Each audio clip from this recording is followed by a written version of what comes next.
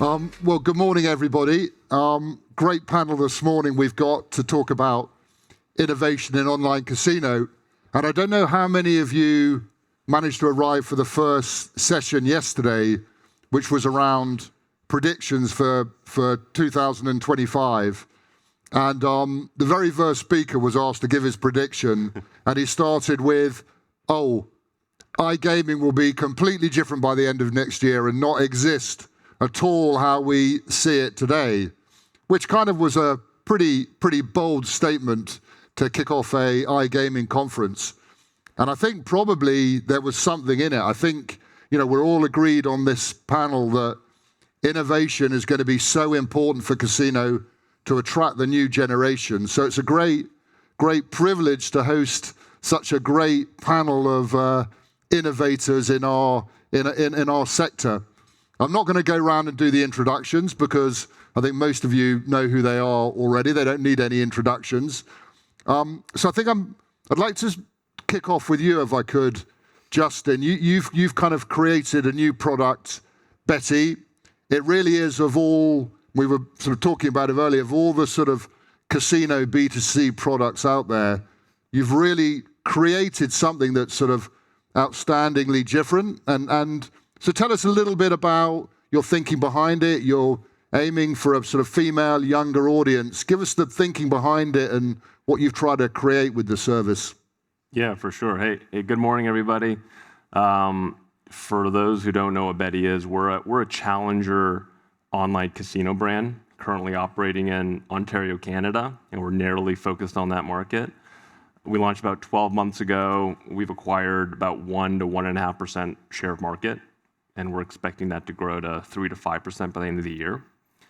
And the foundational insight behind the business is that 40 to 45% of the TAM is driven by women who play slots. And they're underserved because a lot of the brands in the market are really sports-first brands. And that's a dislocation that we're going after and we're exploiting, and so far it's going quite well. Good. And then tell us a little bit more about your kind of thinking and ethos behind it and what you've kind of tried to create with it. I mean, I was kind of really interested by the look and feel and some of the other features you've got in there. Yeah, sure. So first off, we've built a proprietary platform in-house, which gives us tremendous flexibility operationally and just our ability to be innovative. And the female demographic, 80% of them also play free-to-play mobile games like Candy Crush and Social Casino. And these products have developed metagame live ops. So think like leveling up and collecting things and those types of mechanics. So we've brought those into our product, and it creates another experience around the core gameplay, which is slots. And that's crushing right now. And then additionally, when it comes to the female audience, we've identified some psychographic differences, and there's a bunch we can talk about. But one, women typically only play slots, so we only have slots. Additionally, a lot of women are the primary caregiver in their home, so they're looking for kind of bite-sized entertainment. And for us, like one way we've catered to that behavior is our minimum deposit is $1. So you don't have to put a lot in to play on our site. And there's half a dozen other examples of how we've kind of mapped the psychographics with features and also business logic, but that's also proving to be really effective. Great, thank you, Justin. So Karolina, moving to you, you've kind of slightly different business model. You're going B2C, so you were looking to create a slightly different product to offer to some of the operators out there to help them differentiate. Multiplayer jackpots. FanDuel loved it so much they decided to buy it. So you obviously sort of hit a pretty good vibe there. But kind of tell us your kind of what you felt the market needed, how to attract those younger players, and what you've created. So we are a software development company that specializes in engagement platform, and I'm not going to talk much about the jackpot because that's a relatively known product, but I still think we've done a lot of innovative things with the way how flexible we made the tool and what we allowed operators to do with the tool. Because if you look at some of our customers, which include some of the biggest brands in Europe, they've really taken advantage of the flexibility of it with different configurations, tangible, non-tangible prices, different drop rates, daily, weekly, and so on. But the real product that I'm the most passionate about from our portfolio is the multiplayer product, which it's been in development for 3 years because it's been so hard to build it. We kept coming across new sort of challenges with it. But the purpose of this product was to elevate the experience value of slots play. So we thought that, with the popularity of streaming and people wanting to play together with other friends, and generally the popularity of shared experiences that I think was a repetitive theme across this conference in sports betting as well, the importance of community, the importance of shared experience. So we've built a technology layer that integrates with existing game content from leading game providers, and we've integrated with Play and Go, Big Time Gaming, a couple of other relaxed gaming. And the purpose of that technology is to let people play together as a group, share their wins, share their bets, share their losses as well, and interact through a variety of different features. And to build something where you don't build your own content, but you have to customize it for every single game provider is not easy. But we hope that this product is going to launch now with FanDuel. We're about to launch in Europe a month from now, which now has taken a turn. But yeah, I think this is something that I really believe is going to appeal to not so much younger players, but more mainstream entertainment oriented players. And I also think it's a great cross-sell tool from some of the more entertainment-oriented products like bingo, game shows, where people are not so much about the win and loss experience, but more about the fun and being able to brag to friends, being able to pull their stakes together. So. Yeah, and I'm sort of interested. I mean, I think you're right. I mean, I've heard a lot at this conference about the whole community for the next generation, and they like, all the sort of posting and the. So, what are the challenges there? Are you, if somebody wants to come out, take your software and your engine, are you also going to regulate the chats, or is that all thrown to their customer services team, and how sort of resource intensive is that? The challenge is definitely the regulatory landscape and how undefined it is for products like that, right? So obviously you've got GDPR issues. So ideally with this kind of product, you would want people to invite one another because it's one of the best referral tools, right? But then you have to be integrated with the operator GDPR rules, with their on-site messaging systems and so on, because we don't have control over that CRM channel.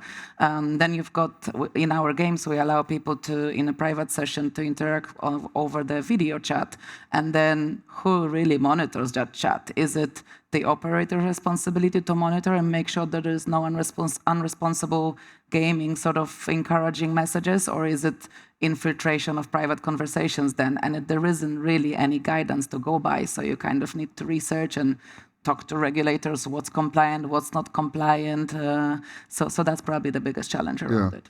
And my kind of experience from running customer services teams, and not necessarily your good customer services agent aren't necessarily the best people to be regulating those chats, and so obviously a challenge there. And not all the chat players want their chats regulated. So we actually went to try to limit that risk. We went with a predefined chat. So we defined a language where we try to track what people are saying and how often, and give them a set of phrases to choose from to avoid that problem that someone is going to say something they shouldn't.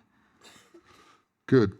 So Ollie, there you are. So BetMGM, probably the largest of the traditional casino-first brands in the marketplace.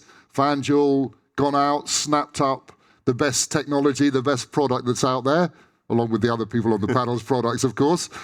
So what are you planning in your leadership with MGM? What are you planning to get that younger audience in? I think the industry thrives on obviously slots and table games, etc., etc. Less innovation at the moment, more iteration on existing themes that players know and understand, with new features which they can enjoy incrementally to their core gaming experience. This is why Karolina's tech is so impressive, because it adds social elements and added jackpots onto things that players understand already. There's a big learning gap for gambling in a lot of areas, and if you ask players to do something which is completely alien to them, outside of a slot machine or other forms of gaming, it's quite hard to do. So in iteration, as opposed to innovation, you look at things like Lucky Tap and Net Gaming's Fortune Pick and other things. These are very easy to understand concepts, but again, they're always bedded in something which is a coin flip or something quite easy to understand. When we look at adding new features outside of the core gameplay, I think social is an incredible thing, socially charged gaming. I'm a big fan of streamers and how that can work in our industry. Tournaments, jackpots, adding extra value to the core gaming experience, which can incrementally add excitement to something you're already quite excited by. I'm very excited. I think where we're challenged at the moment is showcasing the right content to the right player at the right time. We have more than 3,000 games on our website right now. And scrolling through a phone to find the game you might like is a really hard experience. So I'm very excited to see how algorithmic, maybe AI things can help present the right content to the right player at the right time. Because as we grow and add additional verticals, you might have seen we've added an arcade tab now to feature this non-traditional content. It's a great place to showcase it, but again, we've got a load of games there. We need to find ways to really present the content to the right person at the right time. Yeah. No, I mean, I think that's a sort of interesting take, and we face challenges. It does always seem that the casino players, they know the games they like, so actually having the other features around them and getting the right product to the right people, and we kind of all face the same challenge with iOS being native, or have in the past. Yeah. Well, I mean, you look at any casino floor in Vegas, and the land-based manufacturers are constantly adding the next version of their most successful game. And that's a great way of doing it, because the players already know the core mechanic, and there's something extra onto it. And obviously, we're seeing that online as well. I'm a big champion for innovation and always test new things with A/B testing, et cetera, But again, we're already asking quite a lot of players. We want them to feel safe and an enjoyable experience, and adding to that experience with extra features. Yeah, good. So Seth, coming on to you again, a kind of, different angle from your point of view, back to the B2B. You're trying to attract a different player, not necessarily a younger player, but innovating for a more Latino market. So to tell us where you're... Yeah, sure. Good morning, everybody. Yeah, the opportunity that Fifth Street Gaming and our sister company, FSG Digital, has identified is catering to the incredibly underserved U.S. Latino market. So there are 64 million Americans that identify as Latino. It's a huge amount of number, with a purchasing power of over $3.5 trillion. And we believe that building a gaming experience and brand specifically for this audience will build an affinity towards our brand that doesn't exist today. It's not really just a theory. It's something that I've been executing in Las Vegas in a land-based casino for over 15 years. So the jefebet.com is just an extension of what we've been doing with our local Latino customers in Las Vegas and extending that brand throughout the United States, where roughly 28% of the population is Latino. This is far more dynamic than just having your site in Spanish. Of those 64 million Americans, 50 million speak English. So it's not a misunderstanding of language, although seeing things in Spanish certainly is a nod and an appreciation towards that culture. Very carefully designed Spanglish is even better, although that can go awry and can be very insensitive if not done in the proper way. So we have put together a brand that speaks to the language, the culture, the influencers, the look, the feel. The game product, of course, is the same. The slot machine's the same. But if the slot machine is a thing that defines your brand, then you're saying my humble casino in downtown Las Vegas has the same brand as Wynn because we have the same slot machines. And clearly we know that's not true. So packaging everything around the games is what defines a culture. And I don't think we've done that online. I think the brands are quite similar. Excuse me, that's the opportunity that we see. And Seth, quite interesting looking, but because again with your sites, you kind of got that personalization, so it feels like it's pitched to that audience. Have you managed to create that with?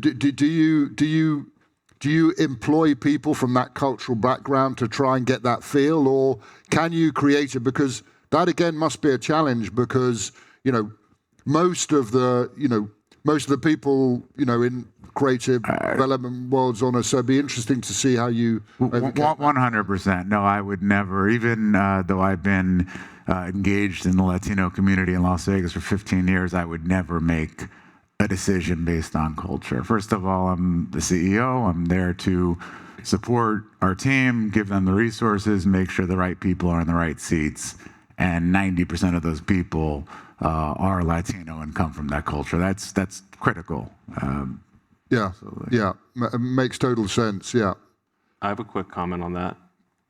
So we actually, our CS team is comprised only of women, because if you look at women and men when they're in chat, they're completely different. Guys are very much like one-word answers, yes, no. They don't even say bye, right? Women are actually a lot more chatty. So engaging that behavior, you need people who understand it. So it can be hugely beneficial. Yeah, no, interesting to hear. So, Jonathan, by no means last, but by no means least, you're leading the charge for Playtech in North America. Playtech, probably the largest PAM provider globally in the world, and tell us a little bit about how you're providing your B2C operators with the next bit of innovation and kind of what you've seen from outside the US and what you think the next stages are for the US. So going back to something that was said earlier by you, Ed, and referencing the first panel at this exhibition, somebody saying that by some means that iGaming or online casino is dead or will die and is not relevant to the next generation. Not quoting that word for word, but that is absolutely incorrect. We're all of the agreement that the next generation will need something a little bit different, and will need to innovate, of course, which is the topic of this panel. But if you look at any of the companies, the B2B companies that produce slots and produce other innovative games, game types, those that have rested on their laurels and have not innovated their slot products are being chastised publicly by investors. And if you look at the forward-looking earnings of these companies and the multiples, you can see why they're being chastised. These people need slots to survive in the long run. So I just want to start off by saying that slots are here to stay. How we're going to innovate is what we're going to plug into them, how we're going to change them, and that's what has been spoken to about by Ollie and Karolina. Us as a global provider, and as you mentioned, a platform PAM provider, a lot of the focus is on, and I hate to say it, it's a niche word, but BI, big data, but really data analytics, and again, referencing something that was said, being able to select the right game for the right person at the right time when you have 3,000 games. All right, so I've said my bit about slots and about what you can plug into them. Yes, there is room for further innovation, and a new generation of players is coming, and I do think they'll play slots, but I also think there's a lot of room for new game types. Peer-to-peer has been talked about for years. We've yet to see that really transpire in the online gambling industry. We have seen it obviously in the e-gaming industry, where you have esports players playing against one another. That's very much peer-to-peer. I think we're still a little ways away from seeing that really be big moneymaker for the online iGaming sites as we see them. Right now, I mean, listen, what we're doing is, as you might know, Ed, or you very well know, is live dealer experiences, and we don't even call it dealer experiences; we call it live experiences. And you see, there are other companies like us that do, not many, live game shows. We incorporate augmented reality into those game shows. We have a social function where everybody wins, or everybody's waiting for the wheel to spin and land on the right symbol all together and cheering on together. I mean, these are where I'm starting to see, or where I perceive as being the short-term wins in having that sort of social interaction, is being part of a group that wins collectively.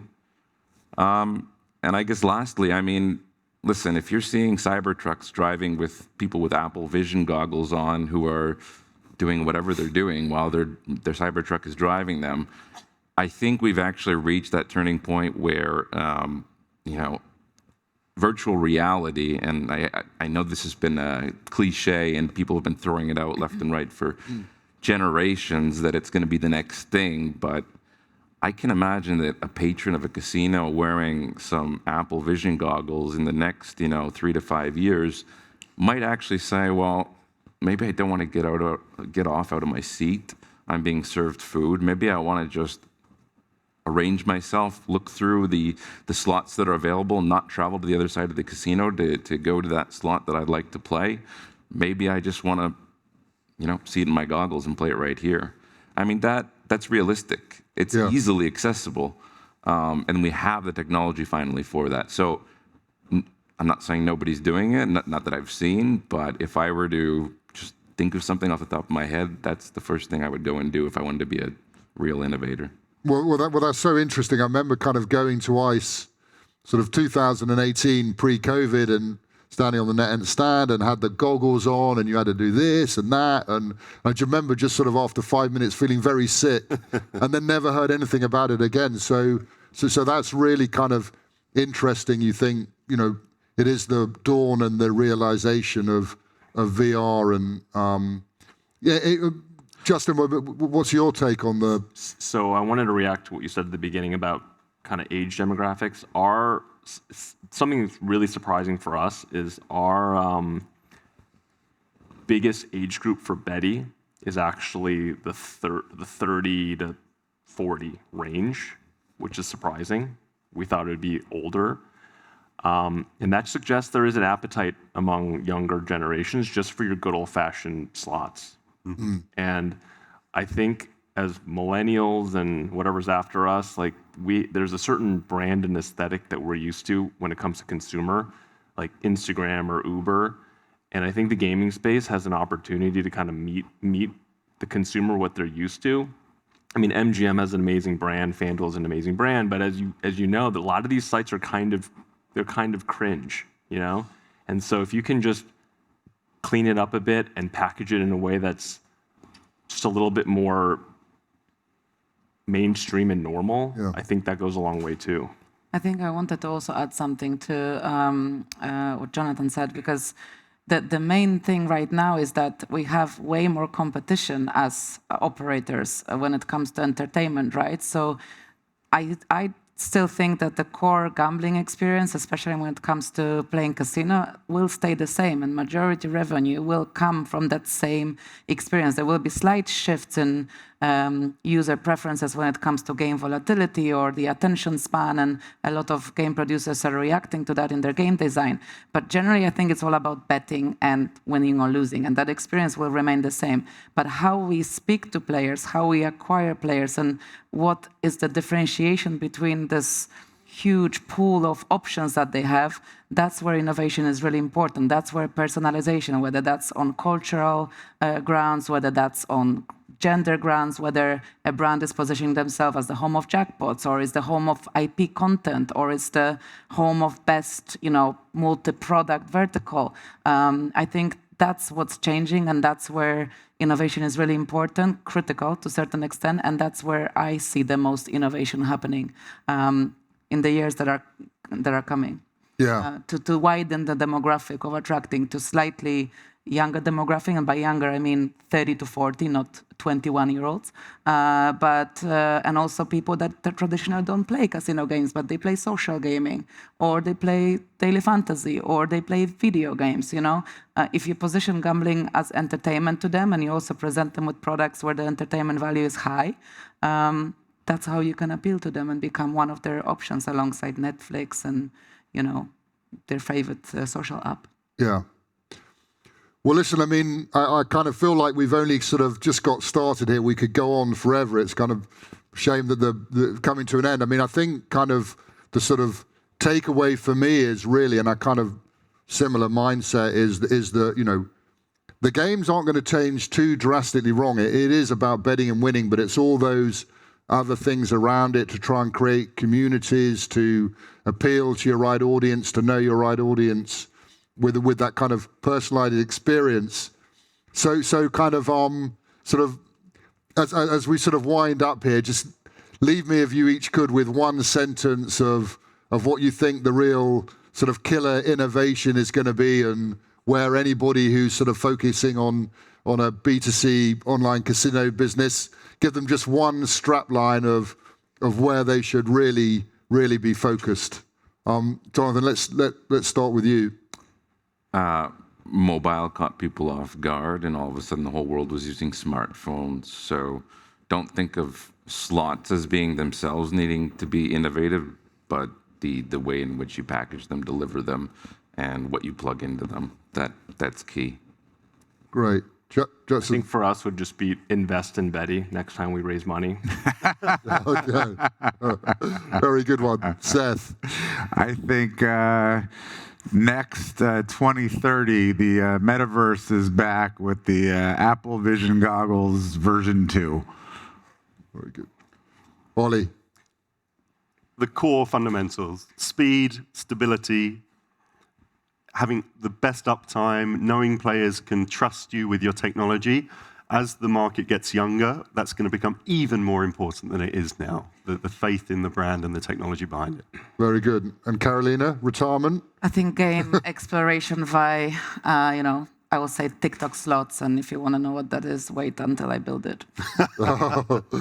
Very good. Well, listen, as I say, I think I could carry on here chatting to all you guys. It's been really fascinating speaking to you. I think kind of, I've learned a lot. I hope the audience have, and thank you very much indeed. Thank you. Thank you. You.